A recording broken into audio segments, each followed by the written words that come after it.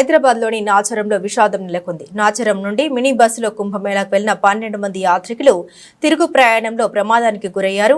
మధ్యప్రదేశ్లోని జబల్పూర్ సమీపంలో వీరు ప్రయాణిస్తున్న మినీ బస్సు ఓ లారీని ఢీకొట్టింది. దీంతో బస్సులోని 12 మందిలో 7 అక్కడికక్కడే చనిపోయారు. మిగతా వారు బస్సులోనే చిక్కుకున్నారు. మంగళవారం ఉదయం 8:30 ప్రాంతంలో ఈ ఘోర ప్రమాదం చోటు చేసుకుంది. బస్సులో చిక్కుకున్న వారిని బయటకు తీసి ఆసుపత్రికి తరలించినట్లు స్థానిక అధికారులు తెలిపారు. జబల్పూర్లోని సిహోరా సమీపంలో సిమెంట్ లోడ్తో ఓ లారీ రాంగ్ రూట్ లో హైవే పైకి వచ్చింది. దీంతో వేగంగా వస్తున్న యాత్రికుల మినీ బస్సు సిమెంట్ లారీని ఢీకొట్టిందని ప్రత్యక్ష సాక్షులు తెలిపారు.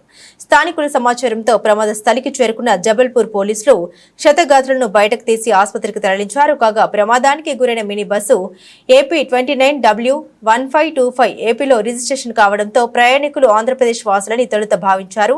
అయితే ప్రమాద స్థలంలో దొరికిన ఆధారాల్ని పరిశీలించగా చనిపోయిన వారంతా హైదరాబాద్లోని నాచరం వాసులని గుర్తించినట్లు పోలీసులు తెలిపారు.